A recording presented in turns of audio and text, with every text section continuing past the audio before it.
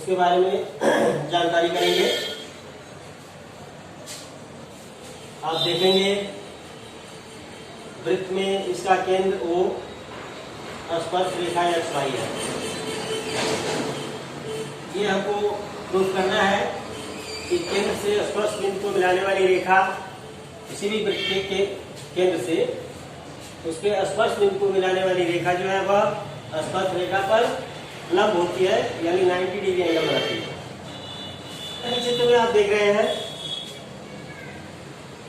Point O, जो बिंदु O जो है यह इस सर्किल यानी वृत्त का जो है केंद्र है और इसकी स्पर्श रेखा XY पर स्पर्श बिंदु P है। हमें इस चित्र में अब प्रूफ करना है कि OP रेखा XY पर लंब है। इसको प्रूफ करने के लिए हम O से Q को मिलाएंगे। ये पॉइंट O से Q को मिला देंगे, जिससे हमको एक त्रिभुज की रचना जैसा आभास हुआ। OPQ रचना, OPQ यानी त्रिभुज की रचना हुई। अब इसमें जो है आपको यह देखना है कि हम क्रमशः जैसे जैसे ये बिंदु Q को जो है P के पास लाते जाएंगे, क्रमशः इसके पास आने पर जो है यह OQ रेखा जो है छोटी होती जाएगी, ये छोटी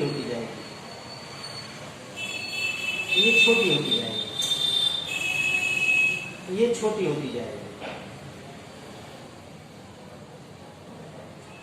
और एक स्थिति ऐसी आएगी जब यह OQ रेखा OP पर यानी यह Q जो है यह बिंदु P पर आ जाएगा तो उस स्थिति में यह सबसे छोटी रेखा होगी।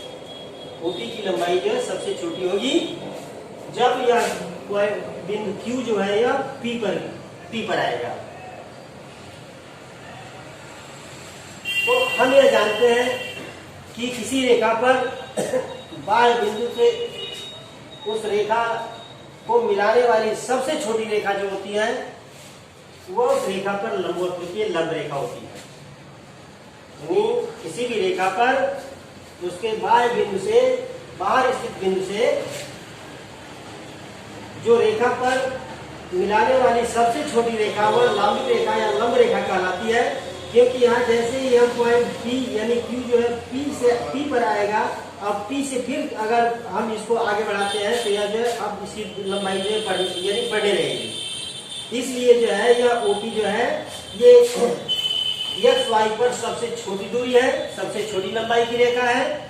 और किसी भी रेखा पर जो है बाह्य स्थित यानी रेखा के बाहर स्थित बिंदु से रेखा पर डाला गया बाहर स्थित बिंदु से सबसे छोटी लंबाई की रेखा जो है तो वही जो है वह उस रेखा पर जो है उस बिंदु से लंब रेखा होती है। अर्थात इस प्रकार से यह OP जो है लंब है, यानी OP लंब XY। जैसा कि आपको बताया गया है वृत्त का केंद्र O, वृत्त के स्पर्श बिंदु P से होकर जाने वाली स्पर्श रेखा XY है। इसमें आपको प्रूफ करना है कि केंद्र O से स्पर्श बिंदु P को मिलाने वाली रेखा ये स्पर्श रेखा XY पर जो है लंबवत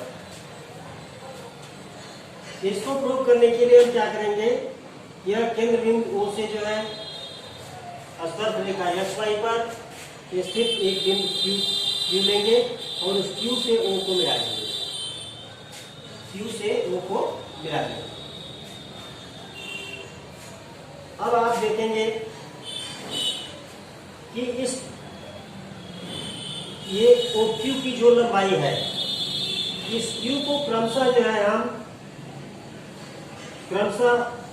P की तरफ लेके यानी उठा के लाएंगे Q1, Q2 और इस प्रकार के जब यह पॉइंट Q जो है आ जाएगा पॉइंट P पर तो इसकी दूरी जो है सबसे कम होती है। यानी अन्य दूरी यानी OQ1, OQ2 इस प्रकार से या OQ इसकी अपेक्षा जो है यह अगर OQ जो है OP बन जाए अर्थात पॉइंट Q जो है या पॉइंट P पर आ जाए तो ऐसी स्थिति में यह OQ बराबर हो जाएगा OP के, और यह सबसे छोटी दूरी होगी। इसके बाद हम फिर अगर इसको P से और यानी बाईं तरफ लेते हैं तो उसकी दूरी जो है फिर उसकी लंबाई फिर यानी OQ की लंबाई फिर से जो है बढ़ती जाती है। तो हम यह देखते हैं कि OP रेखा जो है यह सबसे कम यानी स्पर्श रेखा XY पर जो OP रेखा है यह जो है सबसे कम दूरी है, सबसे कम लंबाई की रेखा है।